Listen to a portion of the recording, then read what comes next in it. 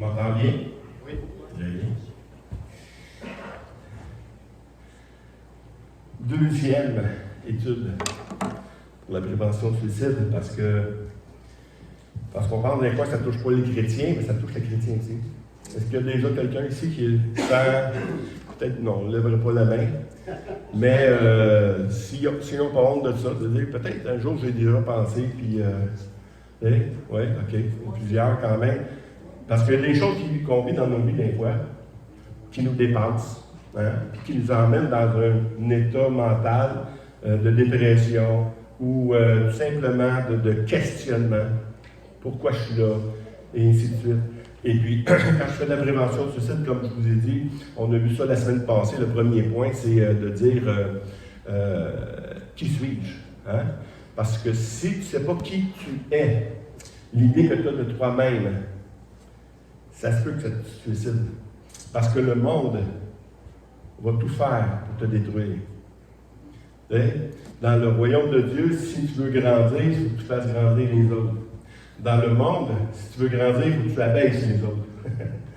Drôle de mentalité, mais c'est comme ça. Il faut que tu les abaisses. Donc, si toi, tu es un de ceux qui est abaissé, c'est que tu ne seras jamais assez performant pour ce monde. Hein? Parce qu'on va faire plus d'argent avec toi.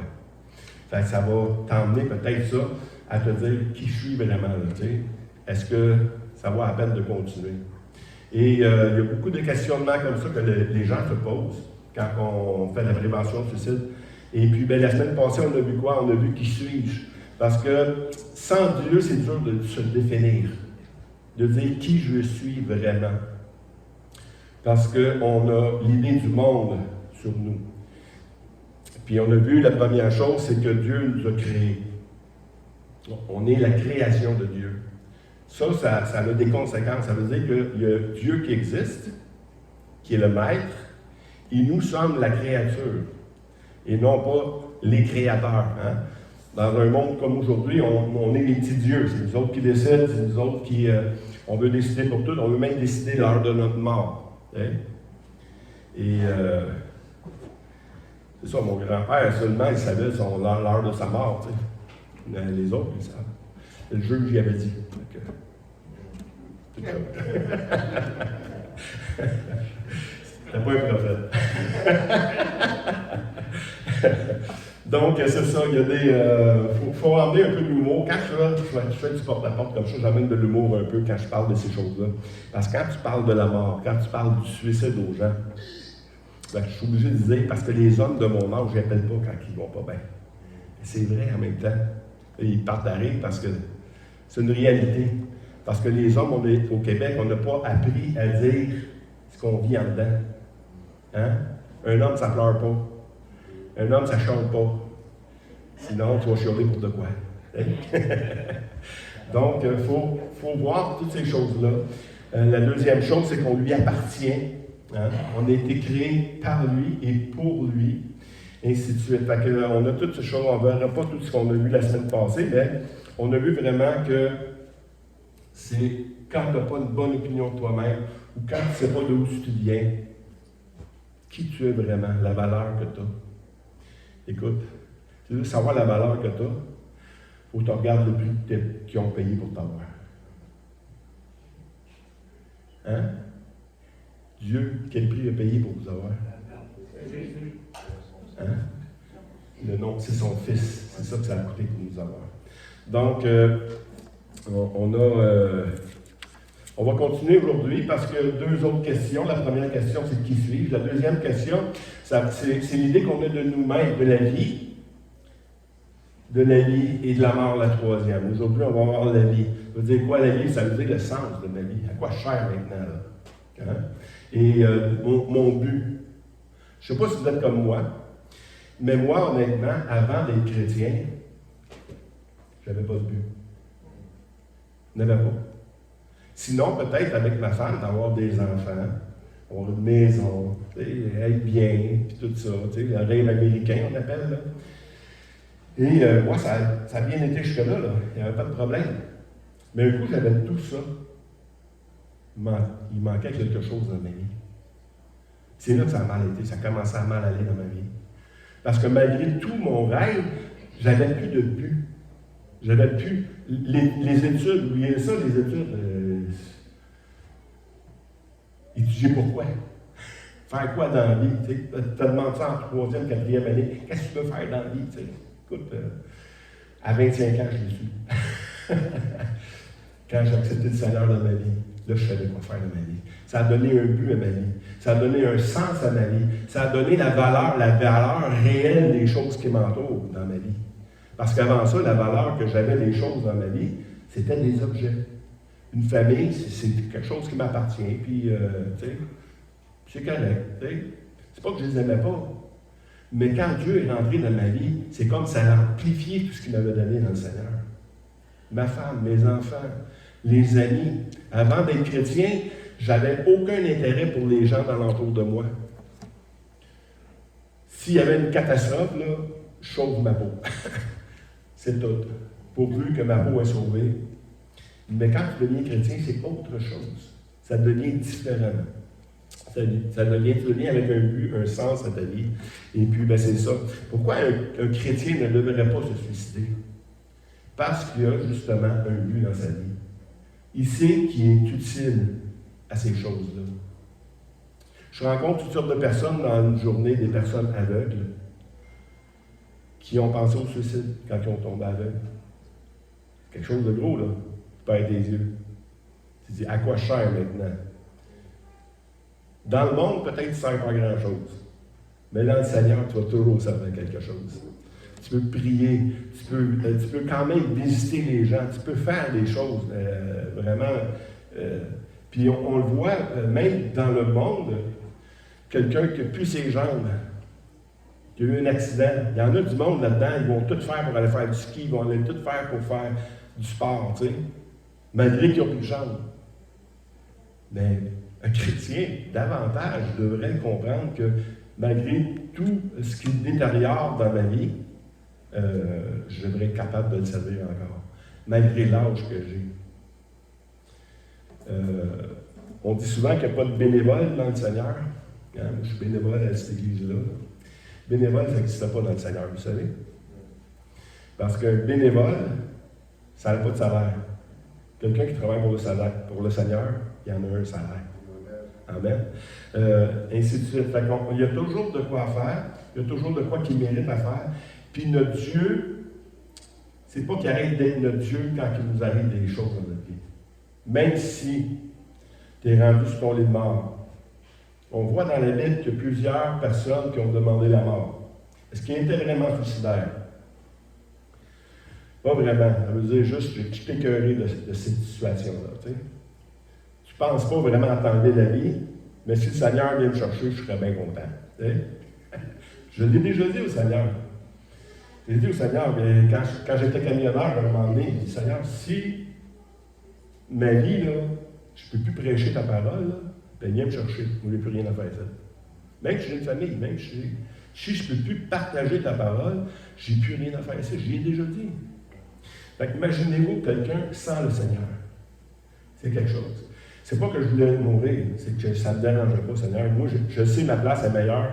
Ma meilleure place, c'est au ciel avec toi. Hein?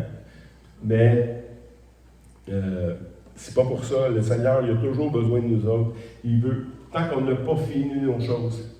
Moi, ça m'attriste quand je vois des hommes de Dieu, comme Pasteur Jeff, hein, qu'à la fin, quand les capacités s'en vont toutes. Là. Mais cette semaine, le Seigneur m'a consolé. Il me dit, écoute,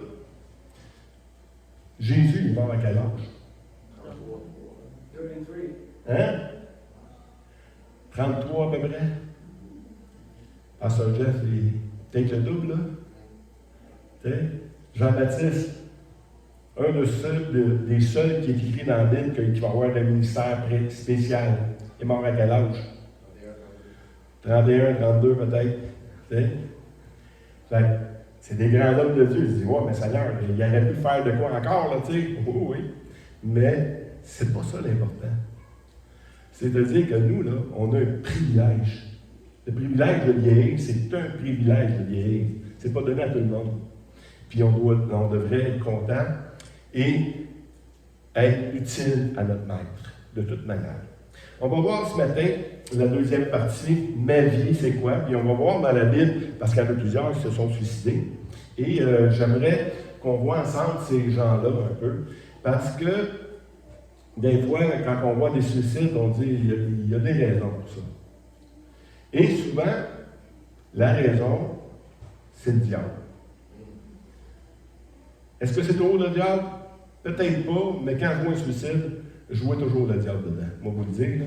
Parce que ça vient, on croit un mensonge. C'est ça qu'on croit. On croit un mensonge dans notre vie. Puis le Dieu des mensonges, c'est Satan. Et il va toujours attaquer votre identité. Il est venu attaquer Jésus. Si tu es vraiment le Fils de Dieu, écoute, s'il y en a un qui savait qui était, c'était bien lui. Imaginez-vous, nous autres, est-ce que ça vous a déjà venu dans votre tête? Je suis vraiment un chrétien. Mais je suis sûr que l'ennemi était là pour vous faire douter. Parce que si vous doutez de votre identité, vous allez douter de ce que vous allez faire dans la vie. Donc, on va voir quelques personnes. Un Samuel 31, 3, 4. On va voir, avant de le voir, on va voir le passage, mais on parle de qui? Le premier dans l'Ancien Testament qui s'est suicidé, Saül. Saül. Mais si on examine, avant de lire ça, on examine la vie de Saül rapidement. Il était roi. Hein? Mais physiquement, t'es plus grand que moi, t'es plus beau que moi, c'est un témoignage de la Bible. C'est un grand bonhomme, une tête de plus que les autres, puis, et puis il tapait à l'œil. Mais quand l'Esprit de Dieu s'est retiré de lui, l'orgueil, même Satan venait l'attaquer. Et ça prenait David qui venait jouer de l'instrument. Puis quand l'instrument jouait, le démon le voyait. Mais tu vois, Saül, par son comportement, moi je peux te donner un diagnostic, c'est un bipolaire, ce gars-là. Oh, oui, il est gros, puis dans le down, il veut tuer tout le monde, il veut tuer même ceux qui aiment. C'est un bipolaire, il est vraiment dangereux. Puis on le voit que maintenant, qui est à la fin de sa vie, l'effort du combat portait sur Saül. Les archers l'atteignaient et le blessèrent grièvement. Saül dit alors à ceux qui portaient ses armes, « Tire ton épée et m'en transperce, de peur que ces incirconcis ne viennent me percer et me faire subir leur outrage. » Celui qui portait ses armes ne voulut pas, car il était saisi de crainte. Et Saül prit son épée et se jeta dessus. Il s'est suicidé. On comprend ici que, écoute, si je tombe dans les mains de l'ennemi, ils ne vont pas juste me tuer, hein, ils vont me massacrer. Ou la honte va être trop grande de tomber aux mains des Philistins. Ou le déshonneur trop lourd à endurer. Donc, on voit ici qu'il y a des circonstances spéciales, puis il n'y a rien de bon dans le suicide de quelqu'un. C'est lui qui a décidé de mourir, et on voit aussi son serviteur, quand il a vu Saül qui s'est jeté sur son épée, lui ici s'est jeté sur son épée, ça devient contagieux aussi le suicide. Deuxièmement, on le voit dans le Nouveau Testament,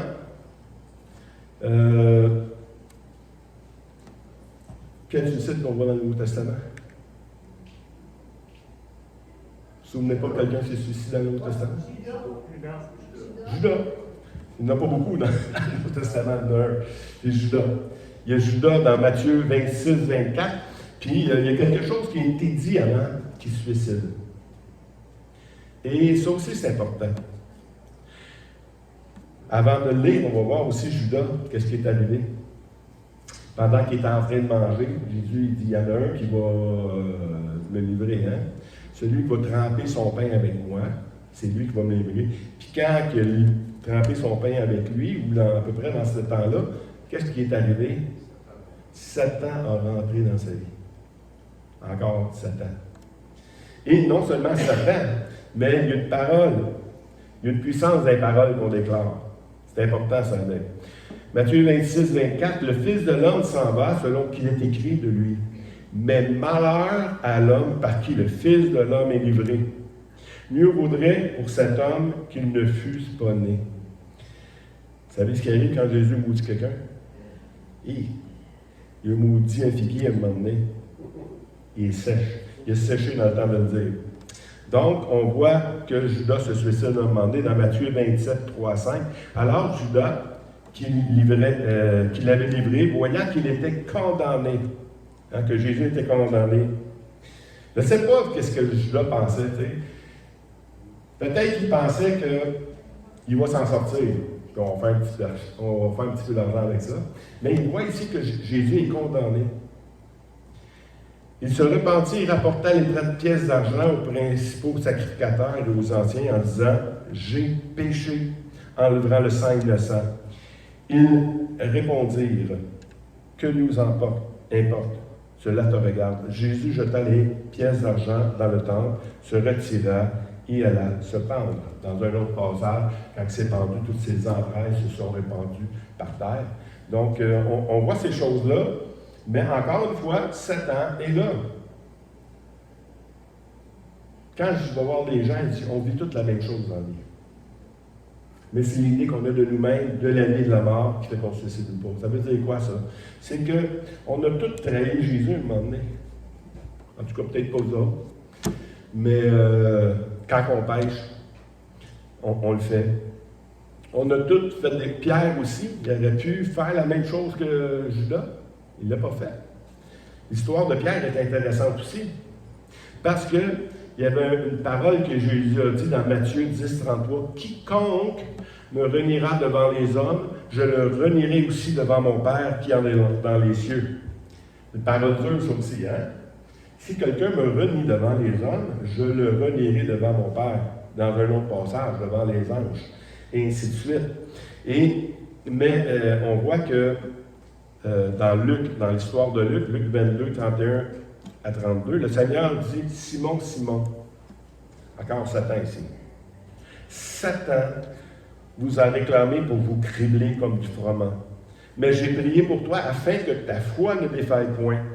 Et toi, quand tu seras converti, affermis tes frères. » Encore une fois, Jésus, il prononce une autre parole ici. Quand tu seras converti. Il appelle la conversion, parce qu'il sait qu'il va s'en vouloir. Mais quand tu seras converti, écoutez, c'est pas facile ce qu'a vécu Pierre. 22, 33, 34, Seigneur lui dit, Pierre, je suis prêt à aller avec toi en prison et à la mort. Et Jésus dit, je te le dis, le coq ne chantera point aujourd'hui que tu m'aies renié 3 fois de me connaître. Wow. Dans le même chapitre, Luc 22, 60 à 62, Pierre répondit, « Homme, je ne sais ce que tu dis. » Au même instant, il parla encore, le coq chanta. La pire chose qui peut arriver,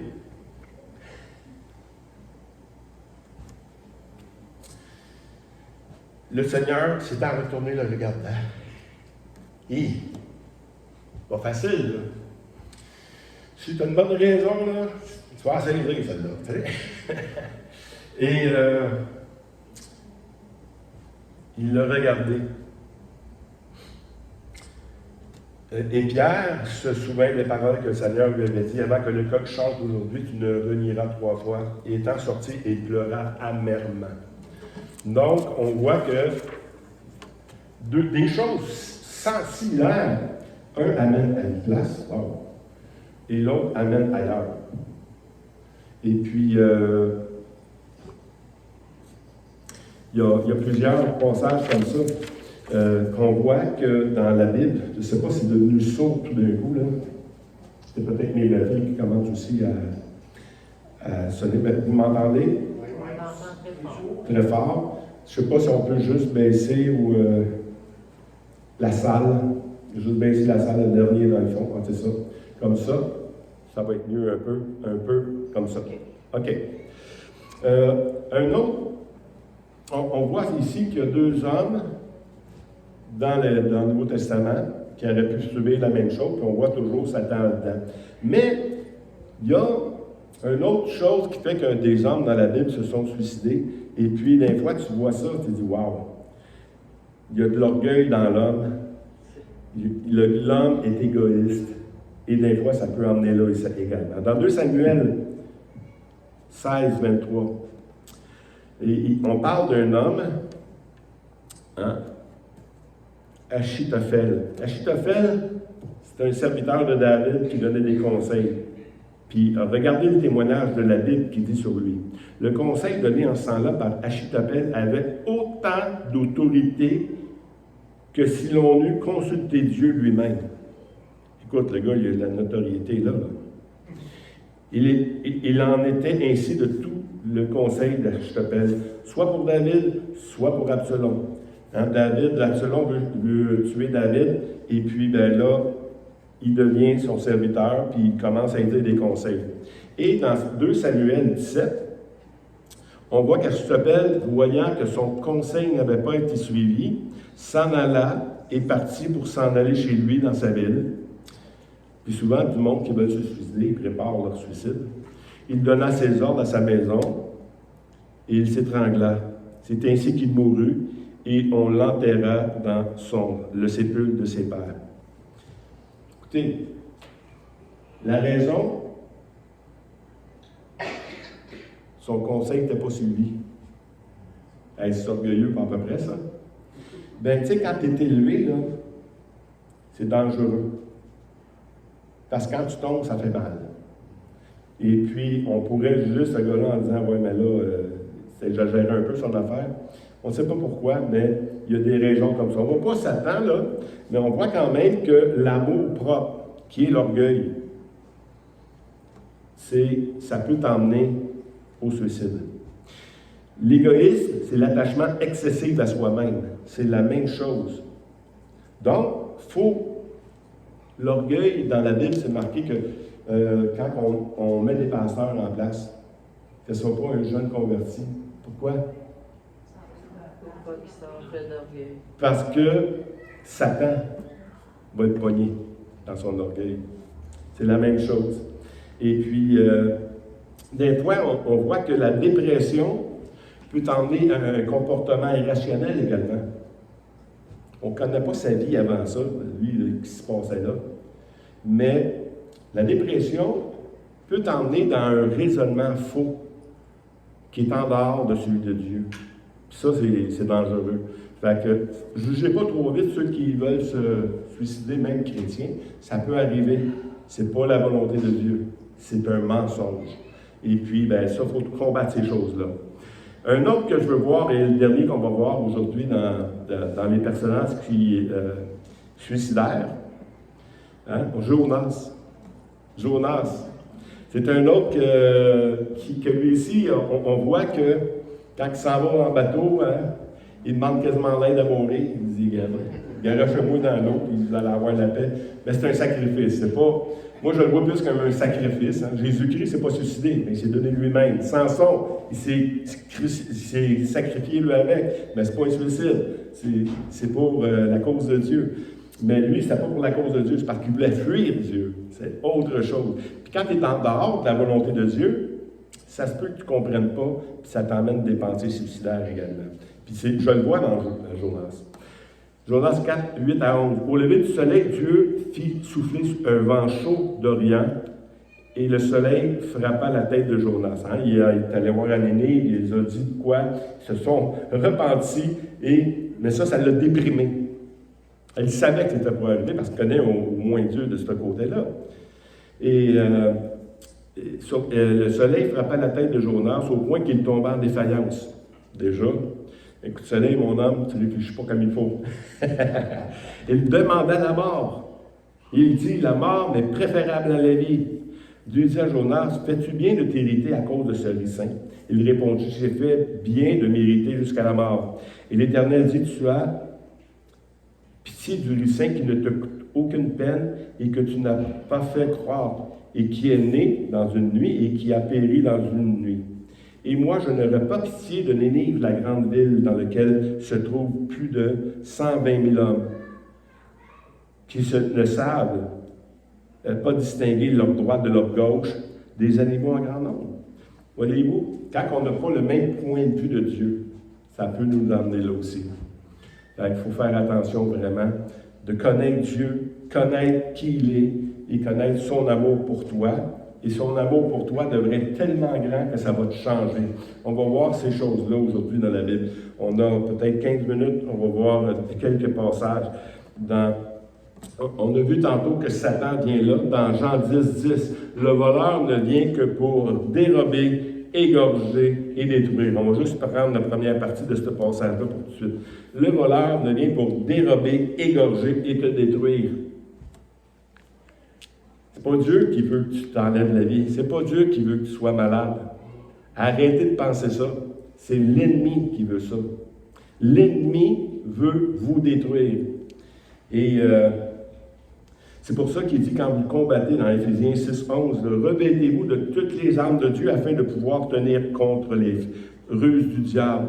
Prenez par-dessus tout cela le bouclier de la foi avec lequel vous pourrez éteindre les traits enflammés du malin. C'est avec le bouclier de la foi qu'on peut éteindre ces voies-là qui viennent dans nos vies. Quand il y a une voix qui vient dans ta vie, puis il dit non, tu ne vaux pas la peine. Non, Seigneur a payé le prix pour moi, j'en vaux la peine. Non, Jésus même, quand il était, il a toujours mis la parole de Dieu, la vérité devant le mensonge. Non. On rejette ces choses-là. Et c'est la foi. Dans 1 Jean 3:8, il dit, celui qui pêche est du diable, car le diable pêche dès les commencements. Attends un peu, non, j'en ai sauté un peut-être. On est rendu à 2 Timothée 2:26. Revenus dans leur bon sens, ils se dégageront du piège du diable qui s'est emparé d'eux pour les soumettre à sa volonté. Un menteur, un meurtrier. Fait que si tu t'en vas vers ce côté-là, ben dis-toi que c'est au diable que tu obéis, c'est pas à Dieu. Amen? Amen? Amen? Amen.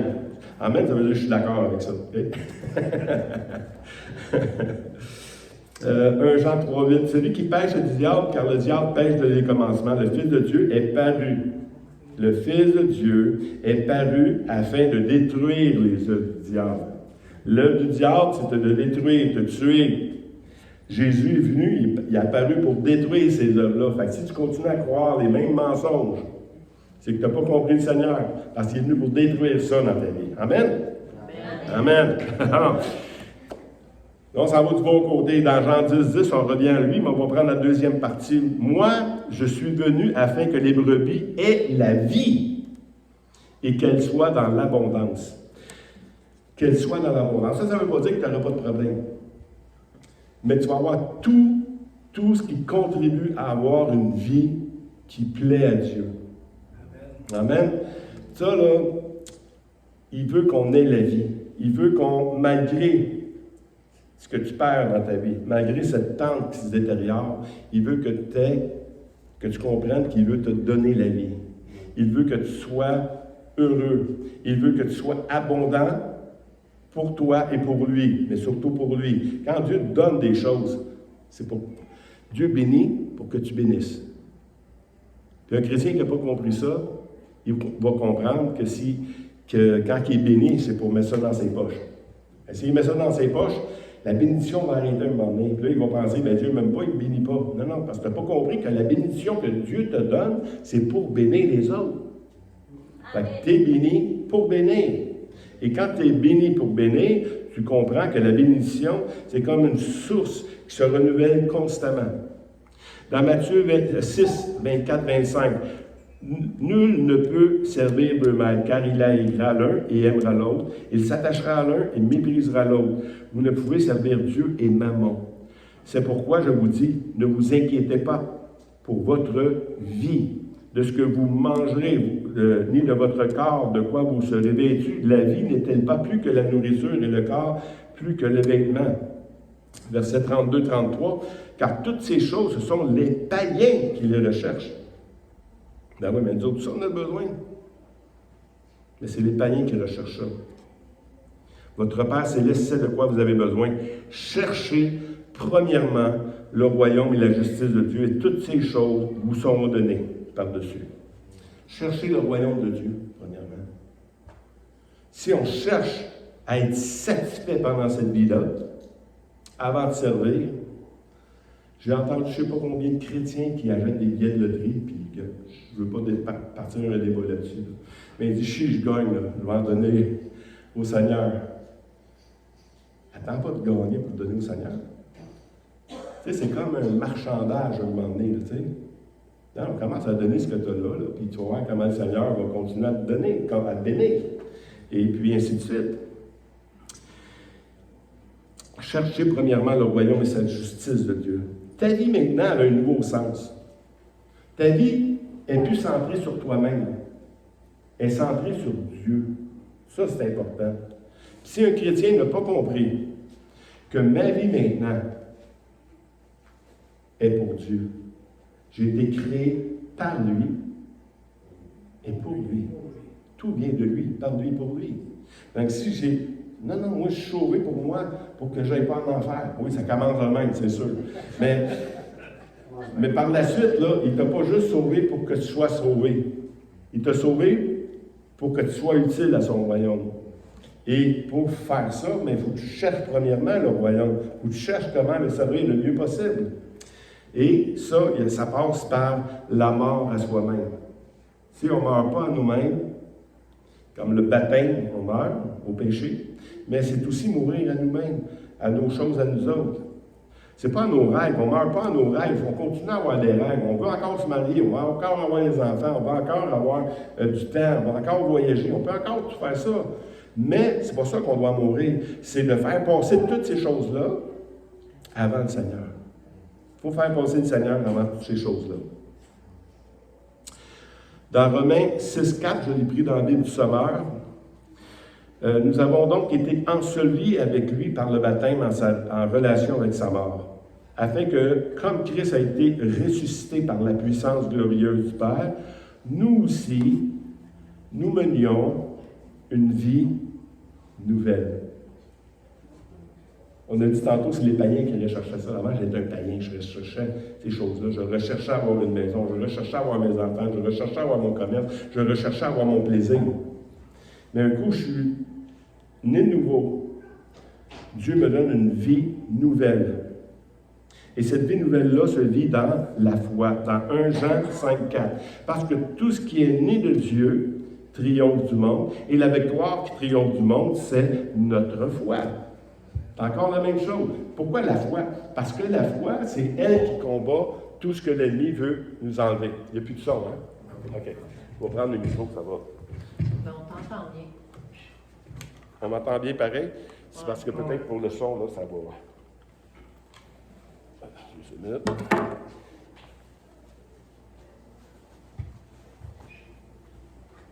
OK. Bon. On va enlever ça. Les affaires batteries comme ça, c'est pour ça que j'aime pas ça. 1, 2. Bon, ça va aller mieux avec ça. Pas habitué d'avoir le micro dans mes mains, mais c'est correct. Bon, on était rendu à la foi. Dans Jean, la victoire qui triomphe de ce monde, c'est notre foi. Dans Matthieu 7, 24, 27, c'est pourquoi quiconque entend ces paroles que je dis, il les met en pratique. La foi, c'est pas juste de croire que Dieu est capable de le faire. La foi, c'est de mettre en pratique également ce que Dieu nous demande de faire. La foi, sans les pattes, hein, on l'a dit la semaine passée au nouveau, il faut que les bottines suivent les babines. Tu as beau dire que tu crois, mais si tu ne marches pas dans ces pas-là, tu n'as pas vraiment la foi. Donc, ici, on voit que c'est pourquoi quiconque entend ces paroles que je dis, les met en pratique, sera semblable à un homme prudent qui bâtit sa maison sur le roc. La pluie est tombée, les torrents sont venus, les vents ont soufflé et se sont jetés contre cette maison. Elle n'est point tombée parce qu'elle était fondée sur le roc. Le roc, c'est qui? Jésus. Donc, on voit que quand tu es bâti sur le roc, tu es bâti sur Jésus, tu es bâti sur la parole de Dieu le Père, tu es bâti sur la parole que le Saint-Esprit vient t'éclairer. Donc, la foi se met toujours en rapport avec la parole. Et là, on va voir le texte final qu'on va voir ensemble, les choses que la parole de Dieu veut nous montrer. Parce que quand on n'a pas le but de notre vie, je vais vous le donner aujourd'hui, le but de la vie d'un chrétien. Il s'est donné lui-même pour nous, afin de nous racheter de toute iniquité et de se faire un peuple qui lui appartienne, purifié par lui et zélé pour des bonnes œuvres. 3 choses ici. Votre sens, là, le sens de la vie d'un croyant, c'est quelqu'un qui appartient au Seigneur.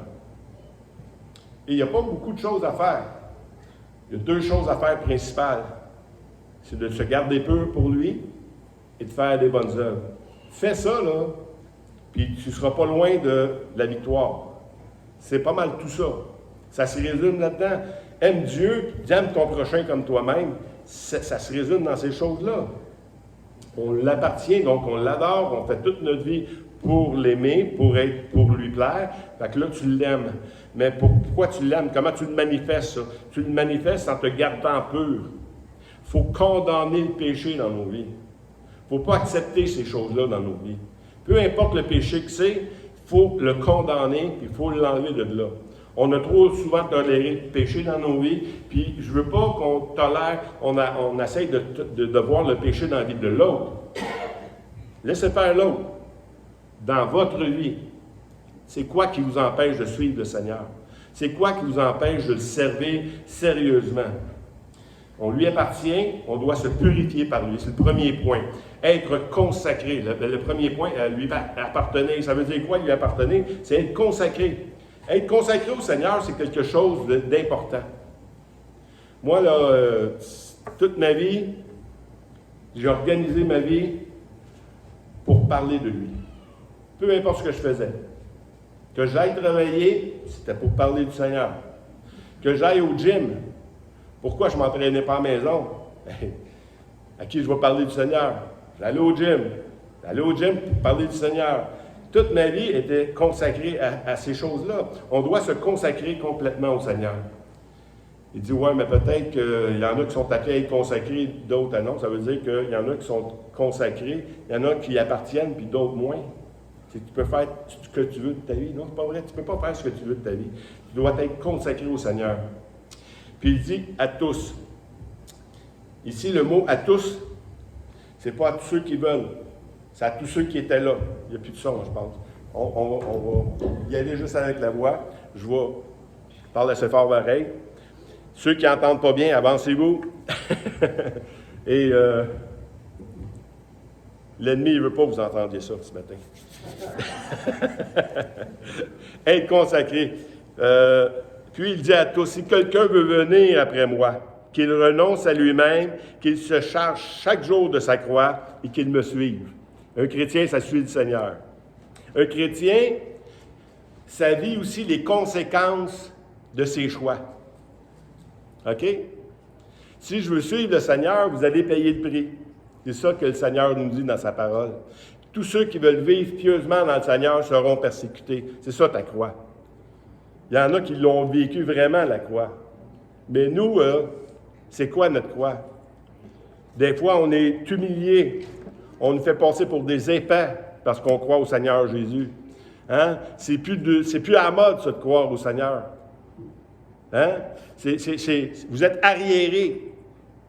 Puis, dernièrement, ils ont passé une loi encore, là, que maintenant, là, le Bloc québécois, en plus, si vous votez pour eux autres, je vous le dis tout de suite, là, ils ont voté une loi, là, c'est un projet de loi qu'ils mettent sur table, là, qui est déjà là, qu'on n'a plus le droit de prêcher la parole.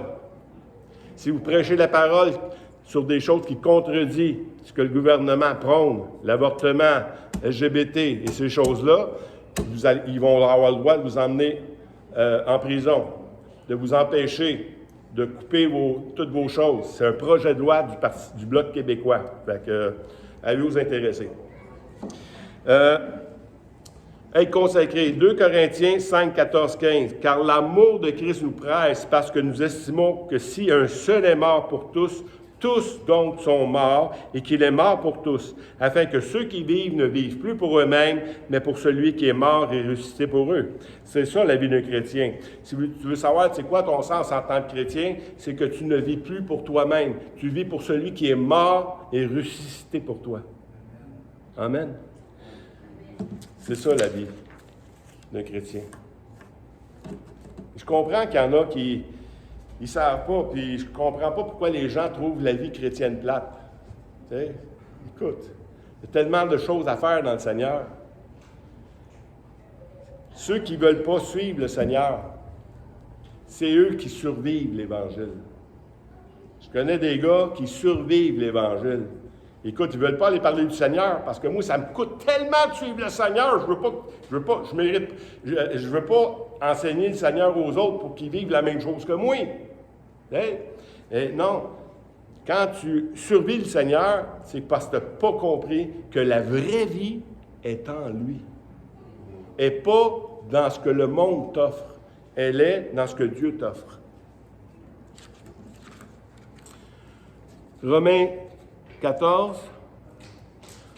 En effet, nul ne vit, personne, nul de nous ne vit pour lui-même et nul ne meurt pour lui-même. Car si nous vivons pour le Seigneur. Si nous mourrons pour le Seigneur. Soit donc que nous vivions, soit que nous mourions, nous sommes au Seigneur.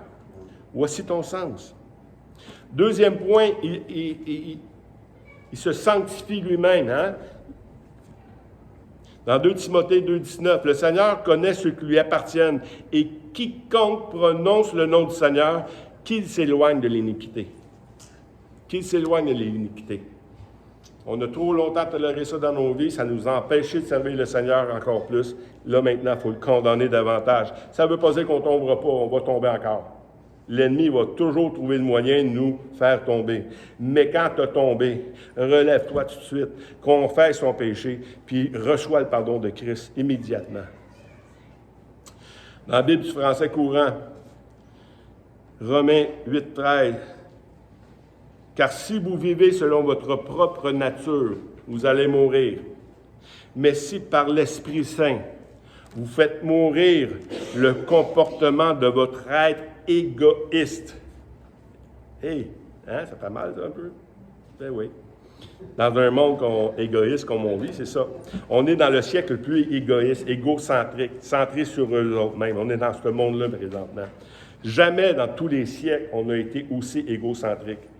Puis là, ben, les temps s'en viennent durs. Tout à l'heure, il va falloir mettre notre égoïsme de côté puis commencer à vivre en commun, commencer à faire des choses de même. On n'aura pas le choix. La vie va être trop dure. La vie va être trop, surtout envers les personnes âgées, quand on a une limite d'argent, puis les loyers sont rendus à 1400-1500$. Qu'est-ce que tu fais? Tu fais juste vivre là, puis tu ne manges plus, tu manges la tapisserie, tu manges quoi? Tu sais? Il faut que tu fasses attention à ces choses-là. Il va falloir être pilé sur notre orgueil. Mais il faut pas juste le faire pour nous. Ici, il dit, faites mourir vos comportements de votre être égoïste. Ça veut dire que, non, pensez aux autres. C'est ça. De ne pas être égoïste, c'est de penser aux autres. Organisez vos vies. Je vous le dis, là, ça s'en vient. Ce que vous allez organiser, les projets que vous allez faire, faites ça aussi pour les autres. Parce que les autres vont avoir besoin de vous autres, je vous le dis. Vous n'êtes pas tout seul. Il y a des gens qui vont souffrir et ils vont avoir besoin de vous. Fait qu'il faut arrêter de vivre de cette manière égoïste-là. Il faut se sanctifier, il faut arrêter de vivre d'une manière égoïste juste pour moi. C'est un péché. Troisième chose, c'est qu'un chrétien, aujourd'hui, votre but, c'est de porter du fruit. Titre 3, 14. Il faut que les nôtres aussi apprennent à pratiquer de bonnes œuvres pour subvenir aux besoins pressants, afin qu'ils ne soient pas sans produire de fruits. Ça revient. C'est ça la parole. Elle s'en vient. Dans le temps de Jésus, là, il savait, quand Jésus est parti, là, vous allez, les gars, vous allez subir des choses. Il s'est organisé ensemble. Pour ne pas vivre juste de manière séparée, mais de prendre soin. Il dit, celui qui en avait plus, il n'en manquait pas, puis celui qui n'en avait pas beaucoup, il n'en manquait pas. Il faut voir ces choses-là. Ça revient. Je vous le dis, dans les derniers temps, ça va être difficile. Porter du fruit. En Hébreux 10, 24. Veillons les uns sur les autres pour nous exciter à la charité et aux bonnes œuvres. C'est ça le but de l'Église. C'est ça le but de la communion aussi, de nous exciter à la charité et aux bonnes œuvres. C'est pas juste un dans l'Église, c'est pas juste le pasteur, c'est pas juste le comité, c'est tout le monde. On a besoin les uns des autres. Quand on fait un ministère de bienveillance, là, si c'est juste Gaétane ou c'est juste une des autres qui prend la charge, puis qui est obligée d'aller chercher de l'argent dans son compte de banque, elle ne peut pas subvenir. Elle n'y arrivera jamais. La communion, on est là pour nous exciter aux charités et aux bonnes œuvres, d'apprendre les besoins des autres, être sensible à ces besoins-là. Des fois, on devient insensible aux besoins des autres. Parce qu'on a tous des niveaux de tolérance différents. Fait que moi, là, pour avoir ce besoin-là, ça m'en prend beaucoup, là, tu sais, là. Fait qu'avant de dire que j'en manque dans le garde-robe, là, dans l'armoire à manger, là, il faut qu'il me reste une canne, puis si j'ai encore un petit peu de choses, je suis correct. Et pour d'autres, ça, là, c'est la fin du monde. Fait qu'on n'a pas tout le niveau de tolérance. Il faut comprendre. Il faut comprendre qu'il y a des gens qui souffrent. Il y a des gens qui ont besoin bien plus que nous autres, et que si on ne fait rien pour eux autres, bien, on est pire que des infidèles. On doit s'exciter. Et le dernier point, il sait que cette vie ici, là, ce n'est que temporaire. Si je veux bâtir mon petit royaume, je vais être bien déçu. Parce que ton petit royaume, là, quand il va finir, là, il va aller dans les poubelles. Tu n'emmènes rien avec toi. Et pour comprendre ces choses-là, c'est qu'on a une manière de vivre. On a un sens et un but de vivre aujourd'hui dans un court temps. Parce que la semaine prochaine, on va voir que c'est l'idée qu'il y a de la mort aussi qui fait qu'ils suicident les gens. Et il y a une vie après. La vie ne s'arrête pas là. Oui, il y en a qui pensent que ça finit là, mais la vie continue après. Et puis, bien, il sait qu'il a peu de temps. Le dernier point. Dans 1 Pierre 4, 1 à 2. Ainsi donc, Christ ayant souffert dans la chair, vous aussi, armez-vous de la même pensée. Car celui qui a souffert dans la chair en a fini avec le péché, afin de vivre non plus selon les convoitises des hommes, mais selon la volonté de Dieu, pendant le temps qu'il lui reste à vivre dans la chair. Pendant le temps qu'il lui reste à vivre dans la chair. Je ne sais pas parmi vous qui a planifié de vivre jusqu'à 100 ans, mais même si vous l'avez planifié, ça se peut que ça n'arrive pas. Hein? On meurt tous à des... On a toute une date d'expiration. Hein? Et on va finir par mourir. On a peu de temps. Il y en a qui disent « Ouais, mais j'ai juste 40 ans, j'ai de temps. » Il reste 40 secondes. Ouais, t'en restes 40 secondes. Tu ne le sais pas. T'sais? Stéphane, il est passé à 2 poêles. 60 ans. Il ne pensait pas à 60 ans arriver là, lui, là. Passer à 2 poêles, ça fait réfléchir. Là, tu sais le peu de temps qu'il te reste à vivre dans ta chair. Apprends-nous, Seigneur, à compter nos jours. À bien utiliser ce qu'on a là pour le glorifier avec ce qu'on a. 1 Pierre 1, 17 à 18. Et si vous invoquez comme Père celui qui juge selon l'œuvre de chacun, sans exception de personne, conduisez-vous avec crainte pendant le temps de votre pèlerinage. Ça veut dire qu'on est... Il y en a qui disent, ouais, mais il y a des gens qui viennent au Canada, il y en a des gens qui viennent au Québec, qui viennent d'ailleurs, tu sais, sont pas d'ici. Mais nous autres non plus, on n'est pas d'ici. On est juste de passage. On est juste de passage. Tout le monde est de passage. Les Indiens, ils pensent qu'ils ont toujours été là, n'est-ce pas? Eux autres aussi sont de passage. On va vous le dire, là, c'est ça la vérité. Vous êtes de passage. Sachant que ce n'est pas par des choses périssables, par de l'argent et de l'or que vous avez racheté de la vaine manière de vivre que vous avez hérité de vos pères. C'est ça. Fait que conduisez-vous sagement.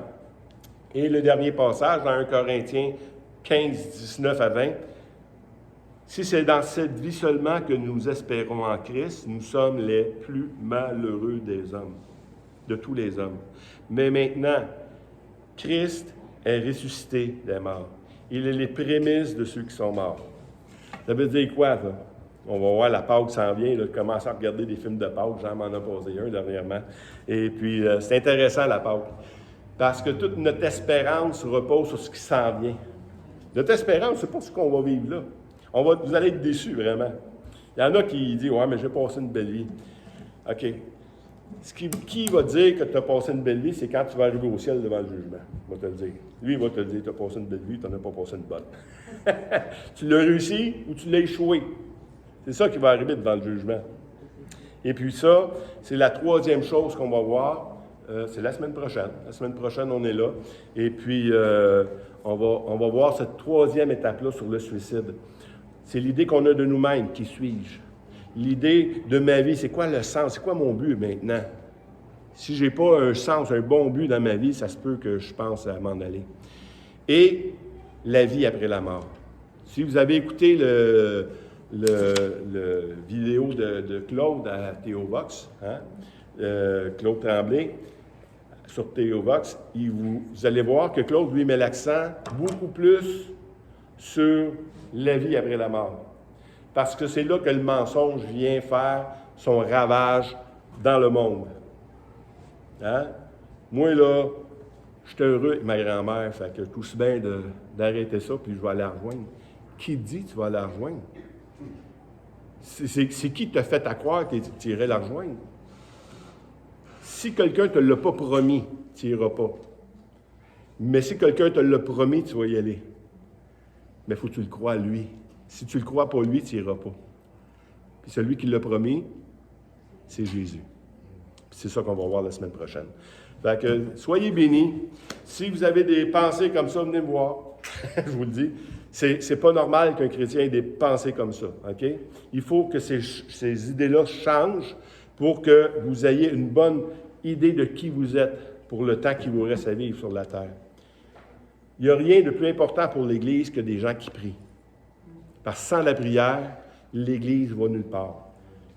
Avant que quelqu'un soit plus capable de prier, là, écoute, t'es dans le coma. Hein? T'es légumes.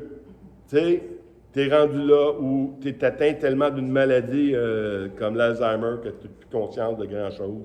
Mais c'est ça. Il faut voir que tu es toujours utile. Puis, pour un chrétien, vous avez un sens. Et ce que vous allez faire aujourd'hui, dans les prochaines semaines et dans les prochaines années, si Dieu le permet, ça va être de le servir, lui. Et ça va avoir des récompenses plus tard. Mais on ne le fait pas pour avoir des récompenses. On les a déjà, les récompenses. On le fait pour que les autres puissent s'en venir avec moi. Dans la Bible, nous dit que nos œuvres nous suivent. Ce n'est pas le spaghetti que j'ai donné qui va me suivre. Hein? C'est ceux qui ont été touchés par le Seigneur qui vont rentrer au ciel à cause des œuvres, des bonnes œuvres qu'on va avoir faites, parce qu'ils ont connu l'amour de Dieu. On est dans un monde qui sont incapables de donner l'amour.